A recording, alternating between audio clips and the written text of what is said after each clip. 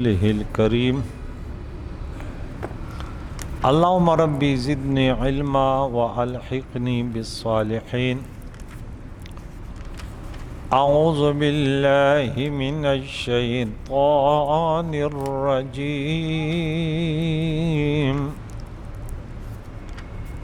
بسم الله الرحمن الرحيم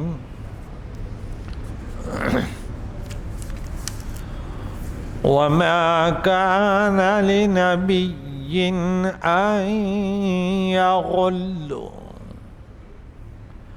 ومن يغل يأت بما غل يوم القيامة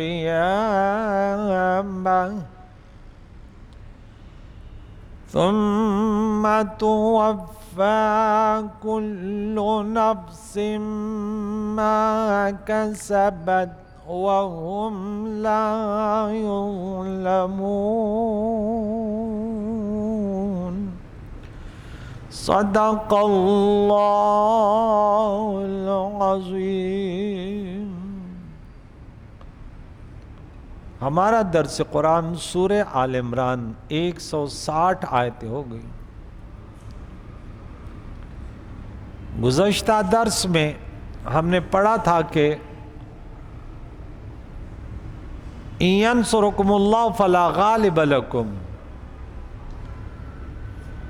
اگر اللہ تمہاری مدد فرمائے تو تم پر کوئی غالب نہیں آ سکتا، اور اگر اللہ تمہیں بے یار و مددگار چھوڑے تو کون ہے اللہ کے بعد مدد کرنے والا۔ آج کے درس میں ہے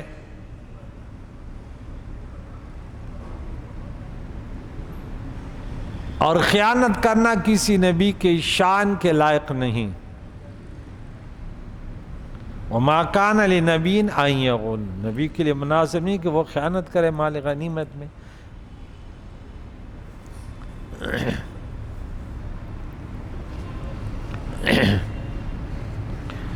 امام جریر نے کئی روایت بیان کی ہیں کہ حضرت ابن عباس رضی اللہ تعالیٰ عنہ فرماتے کہ جنگ بدر کے دن سرخ رنگ کی ایک چادر گم ہو گئی۔ بعض لوگوں نے کہا شاید نبی اکرم صلی اللہ علیہ وسلم نے یہ چادر لی ہوگی۔ تب یہ آیت نازل ہوئی کہ خیانت کرنا نبی کی شان کے لائق نہیں، نبی کی شان نہیں۔ بظاہر اس قول کے قائلین وہ منافق تھے، اور ضحاک بیان کرتے ہیں کہ پیارے آقا دو کے بعض اصحاب میں مال غنیمت تقسیم کرتے تھے اور بعض اصحاب میں نہیں کرتے۔ اس وقت یہ آیت نازل ہوئی۔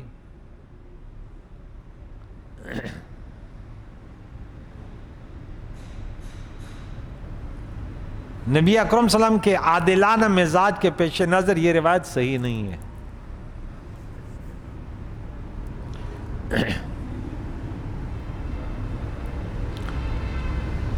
امام راضی اور بعض دیگر مفسرین نے ذکر کیا کہ بعض اشراف یہ چاہتے تھے کہ نبی اکرم صلی اللہ تعالیٰ علیہ وسلم مال غنیمت میں سے ان کو زیادہ حصہ عطا کریں۔ اس موقع پر یہ آیت نازل ہوئی کہ حضور جو ہے نا وہ عدل کرتے ہیں۔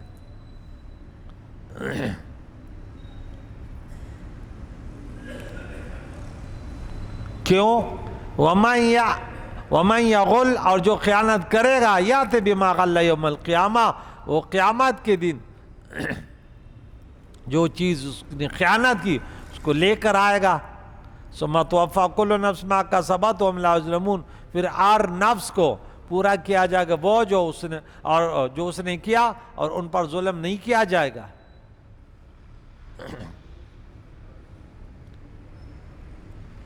حضرت عمر بن خطاب رضی اللہ بیان کرتے ہیں کہ فتح خیبر کے دن صحابہ کرام آپس میں بیٹھے ہوئے باتیں کر رہے تھے کہ فلاں شخص شہید ہوا، فلاں شہید ہوا۔ دوران گفتگو ایک شخص کا ذکر صحابہ کرام نے اس شخص کے بارے میں کہا کہ وہ شہید ہے۔ حضور نے فرمایا ہرگز نہیں، میں نے اسے جہنم میں دیکھا کیونکہ اس نے مال غنیمت میں سے ایک چادر چرائی تھی۔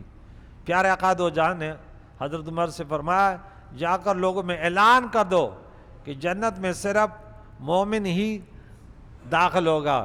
چنانچہ حضرت عمر حسب ارشاد وہ گئے اور اعلان فرمایا۔ ایک اور روایت ابو ہریرہ بیان کرتے ہیں کہ ہم رسول اللہ علیہ وسلم کے ساتھ خیبر فتح کرنے گئے، اللہ تعالیٰ نے ہمیں فتح عطا کی۔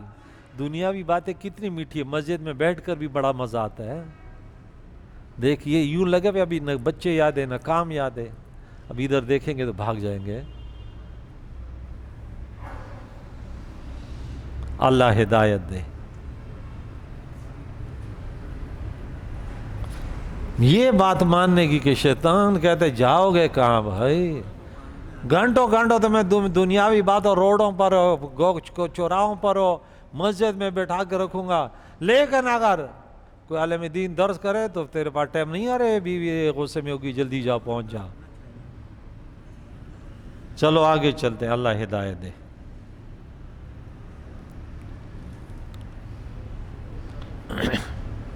تو وہاں کے مال غنیمت میں سونا چاندی وغیرہ ملا، بلکہ مختلف قسم کے سامان غلہ اور کپڑے وغیرہ ملے۔ ہم ایک وادی کے طرف چل پڑے۔ حضور علیہ السلام کے ساتھ رفاع بن زید نامی بنو ضبیب کا ایک غلام تھا جو آپ کے قبیلہ جذام کے ایک شخص نے نظر کیا تھا۔ جب ہم اس وادی میں اترے تو اس غلام نے پیارے آقا دو جان کا سامان کھولنا شروع کیا۔ اس دوران کہیں سے اچانک ایک تیر آ کر اس کو لگا جس سے یہ فوت ہو گیا۔ ہم نے عرض کیا رسول اللہ صلی اللہ علیہ وسلم اس شہادت مبارک ہو۔ پیارے آقا دو جان نے فرمایا ہرگز نہیں، اس ذات کی قسم جس کے قبضہ و قدرت میں مجھ محمد کی جان ہے، جو چادر اس نے خیبر کے مال غنیمت سے چرا لی تھی وہ اس کے حصے کی نہ تھی، وہیں چادر ایک شعلہ کی صورت میں اس کے اوپر جل رہی ہے۔ اللہ اکبر۔ یہ سن کر سب خوفزدہ ہو گئے۔ ایک شخص چمڑے کی ایک یا دو تسمے لے کر آیا اور کہنے لگا یا رسول اللہ صلی اللہ علیہ وسلم، میں نے جنگ خیبر کے دن ان کو پایا تھا۔ حضور نے فرمایا یہ تسمے بھی آگ کے ہیں۔ اللہ اکبر، آگ ہیں۔ ان سے کتنے مسائل مستنبط ہوتی ہیں، سماعت فرمائیں۔ نمبر 1، مال غنیمت میں سے کچھ چرانا زیادہ ہو یا کم حرام ہے۔ نمبر 2، مال غنیمت کی چوری میں قلیل اور کثیر کا کوئی فرق نہیں۔ نمبر 3، مال غنیمت میں کچھ چرانے والے کو اگر قتل کر دیا جائے تو ان کو شہید نہیں کہا جائے گا۔ اس زمین پر رہتے ہوئے پیارے آقا دو جہنم کو جہنم نظر آ رہی کہ دیکھا جہنم کی آگ اس کے اوپر جل رہی ہے۔ لوگ تو صرف دیکھ رہے ہیں نا کہ شہید ہوا، حضور وہ بھی دیکھ رہے کہ وہ نہیں بھائی اس کے اوپر جہنم کی آگ جل رہی ہے۔ نمبر 5، جن لوگوں کو جہنم میں عذاب ہو رہا ہے حضور علیہ السلام ان کو بھی دیکھ رہے ہیں۔ حضور نے فرمایا عذاب ہو رہا ہے، قبر پہ گزرے بولے ان کو عذاب ہو رہا ہے، اور جس کی وجہ سے ہو رہا ہے وہ بھی بتایا۔ تیری عطا سے اللہ، خدایا۔ حضور نے گزشتہ واقعات بھی بتایا، آنے والے بھی بتائے۔ نمبر 7،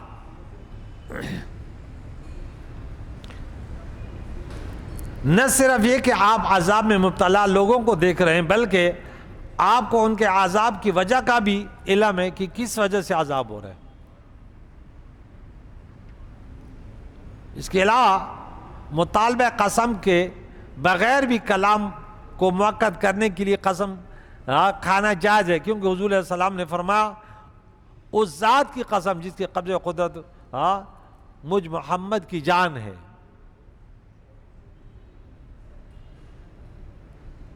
اس کے علاوہ مال غنیمت میں سے جو چیز چرائی جائے اس کا واپس کرنا واجب ہے، اگر واپس کرے تو اس کو قبول کیا جائے گا۔ نمبر 9، مال غنیمت سے چوری کرنے والے شخص کے سامان کو جلایا نہیں جائے گا، اور جس حدیث میں ہے کہ جو شخص چوری کرے اس کے سامان کو جلا دو اور اس کو مار دو۔ اس حدیث کو حافظ عبد البر وغیرہ نے ضعیف کہا، اور امام طحاوی نے کہا کہ یہ حدیث منسوخ ہو گئی. یہ حکم اس وقت تھا جو عقوبات مالیہ جرمانے مشروع تھے. ایک اور حدیث آپ کو سنا دوں کہ خیانت کرنا کتنا بڑا گناہ ہے اور حضور نے ہمیں کیا فرمایا. امام مسلم ابو ہریرہ سے حدیث مسلم شریف میں نقل فرما رہے ہیں کہ ایک دن رسول اللہ صلی اللہ علیہ وسلم ہم میں تشریف فرما ہوئے. وہ دوسرے کو بھی لے آتے ہیں نا, وہاں تھوڑا ٹائم دے, یہاں بھی تھوڑا ٹائم دے رہے تھے, اس کو بھی تھوڑا ٹائم اس سے بھی دلوا لیتے, بعد میں پڑھ لیتا دوڑتا. کوشش کیا کرے, آپ کی وجہ سے ایک شخص ایک دین کے ایک بات بھی سنے گا نا, آپ کو اجر ملے گا. یہاں بیٹھنا دنیا میں سب سے مشکل کام ہے, یہ بھی آپ کو بتا دوں, کیونکہ شیطان کا دل پھٹتا ہے اگر کوئی قرآن کے پاس بیٹھتا ہے. وہ کہتا ہے اس قرآن کے باغی بناؤ لوگوں کو, تاکہ قیامت کے دن یہ قرآن کے خلاف حجت ہو. القرآن حجت اللہ کا علیہ کا.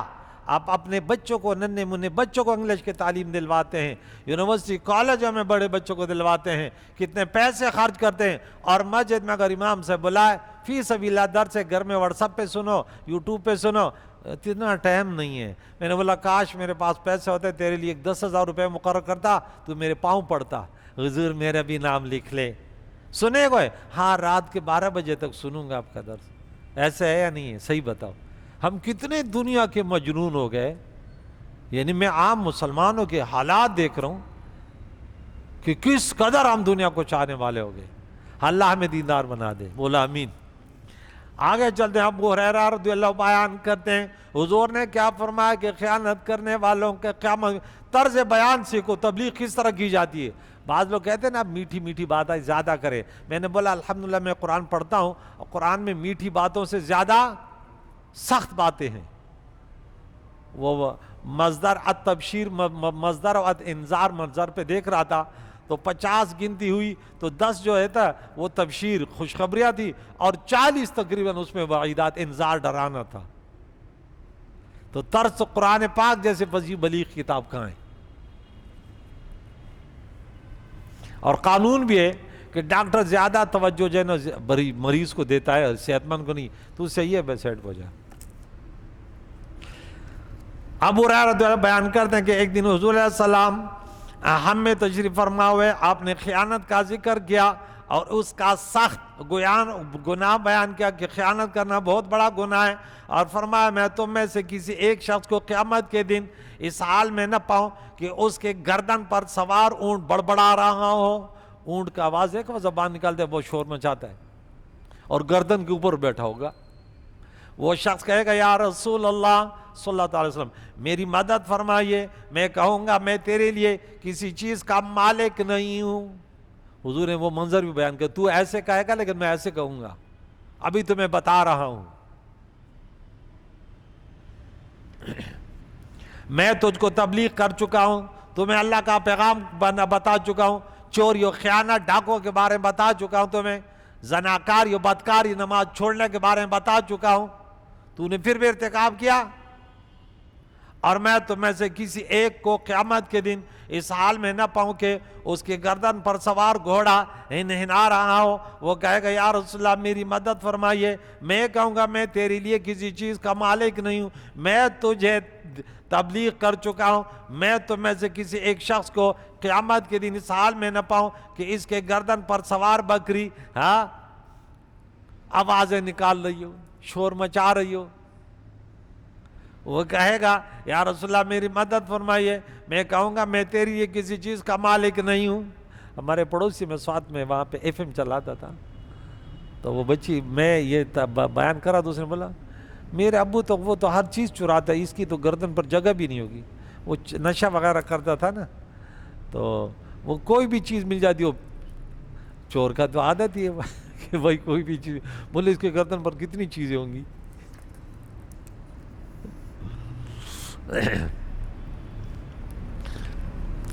اور میں تم میں سے کسی شخص کو قیامت کے دن اس حال میں نہ پاؤں کہ اس کے گردن پر سوار انسان چیخ رہا ہو. وہ کہے گا یا رسول اللہ میری مدد فرما.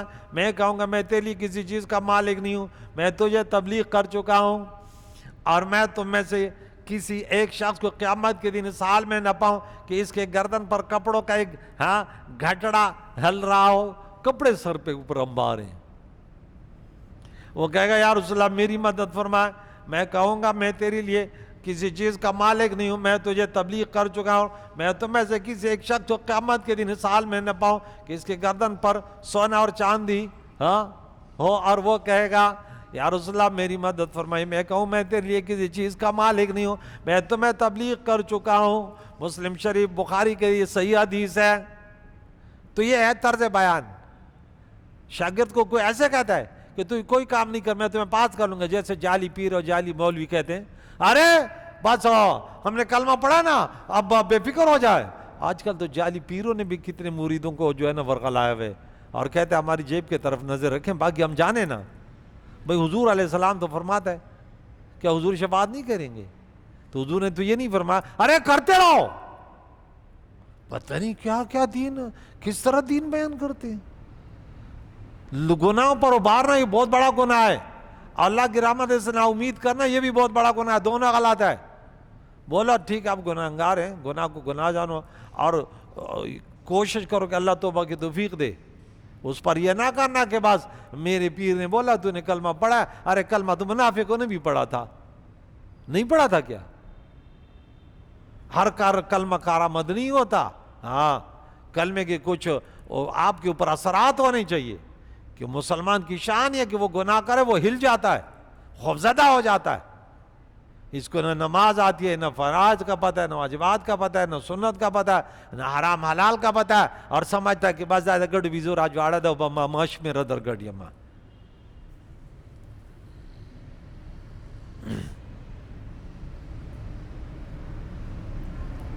اللہ تعالیٰ میں عمل کرنے کی توفیق عطا فرمائے۔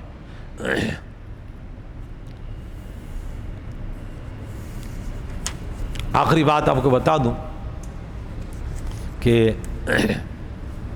یہاں پہ ہم نے یہ خیانت سے اللہ بچائے، چوری ہے، ڈکیتی ہے، خیانت ہے۔ اذا اؤتمن خان، منافق کے بارے میں حضور نے کیا فرمایا؟ جب اس کے پاس امانت رکھی جاتی خیانت کرتے۔ اس کے علاوہ بھی بہت سارے طریقے۔ افمن اتبع، کیا وہ شخص اتبع جو پیروی کرے رضوان اللہ، اللہ کی رضا کی، کمن باء بسخط، کیا یہ اس شخص کی طرح ہے جو اللہ کے غضب کے ساتھ لوٹا، ومأوہ جہنم، اور ان کا ٹھکانہ جہنم ہے، اللہ کے غضب میں گرفتار ہوا، یہ شخص اس جیسا ہے نہیں ہے۔ وبئس المصیر، اور اس کا اچھا کمن باء بسخط ومأوہ جہنم، اس کا ٹھکانہ جہنم، وبئس المصیر، اور وہ کیسا برا ٹھکانہ ہے۔ ہم درجات، بلے افمن اتبع رضوان اللہ، جو اللہ تعالیٰ کی رضا کی پیروی کرے، ہم درجات، ان کے لیے مختلف درجے ہیں، جہنمیوں کے لیے بھی درجات ہیں اور جنتیوں کے لیے بھی، انبیاء کے درجات، جنتیوں کے، اولیاء اور عام لوگوں کے مختلف درجات ہیں، اور جہنم میں بھی درجے ہیں۔ ان المنافقین فی الدرک الاسفل من النار، کلمہ پڑھ کر مسلمانوں کو دھوکہ دینے، بولے سب سے کلمہ بھی پڑھا ہوا ہے، نمازیں بھی پڑھیے، لیکن اندر وہ کیا تھا؟ کافر۔ ہم درجات عند اللہ، اللہ کے ہاں، واللہ بصیر بما یعملون، اللہ ان کاموں کو خوب دیکھنے والا ہے جو تم کرتے ہو، جزا اور سزا دے گا، جزا اور سزا دے گا۔ یہاں دیکھیں کہ نیکوکار بدکاروں کی طرح نہیں ہے۔ اس پر چند باتیں کرتا ہوں، ٹائم ختم ہو گیا۔ نمبر 1، جس نے خیانت کو ترک کرنے میں اللہ کی رضا کی پیروی کی، کیا وہ اس کے مثل ہو سکتا ہے جو خیانت کا ارتکاب کر کے اللہ کے غضب کے ساتھ لوٹ جائے؟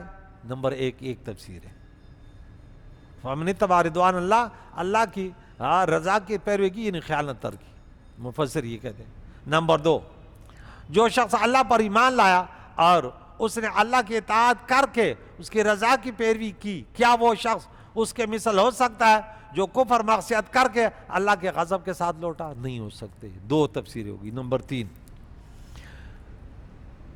جن ایمان والوں نے اخلاص کے ساتھ نیک کام کر کے اللہ کی رضا حاصل کی، کیا وہ ان منافقوں کے برابر ہو سکتے ہیں جو اللہ کے غضب کے ساتھ لوٹے؟ نہیں ہو سکتے۔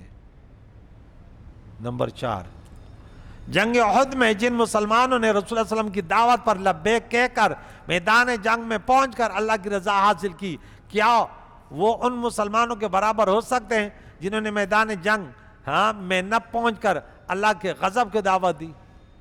منافقین 300 کے لگ بھگ عبداللہ بن ابی بن خلف کے ساتھ سلول کے ساتھ لوٹ کر آگئے۔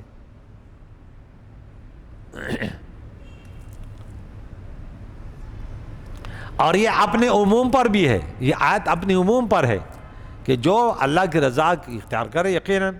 تو دوسری آیت میں سورہ سجدہ میں آیت نمبر 18 میں فمن کان مؤمن کمن کان فاسقا، یہاں بھی ہے تو کیا جو مومن ہو وہ فاسق کی طرح ہو سکتے؟ برابر نہیں ہو سکتے۔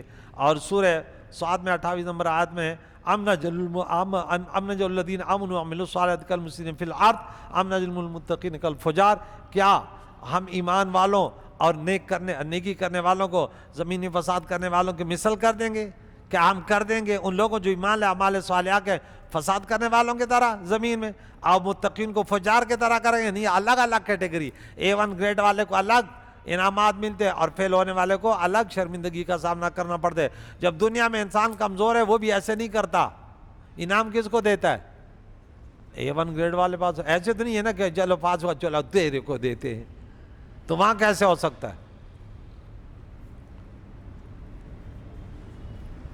اور سورہ جاسیہ میں رب فرماتا ہے ام حسب الذین اجترحوا السیئات، کیا جن لوگوں نے گناہ کا ارتکاب کیا ہے ان نجعلہم کالذین آمنوا وعملوا الصالحات، کیا ہم ان کو ایسے کر دیں گے جو ایمان لے اور اعمال صالحہ کے سواء محیاہم ومماتہم ساء ما یحکمون، کیا ان کی زندگی اور موت برابر ہے؟ وہ کیسا برا فیصلہ کر رہے ہیں۔ آخری آیت سورہ قلم افنجعل المسلمین کالمجرمین ما لکم کیف تحکمون، کیا ہم فرمان برداروں کو مجرموں کی مثل کر دیں گے؟ کیا ہم کر دیں گے مسلمانوں کو فرمان برداروں کو مجرموں کی طرف، کافروں کی طرف؟ کیا ہو گیا؟ تمہیں کیا ہو گیا؟ کیسا فیصلہ کر رہے ہو؟ یہ برابر نہیں ہو سکتے۔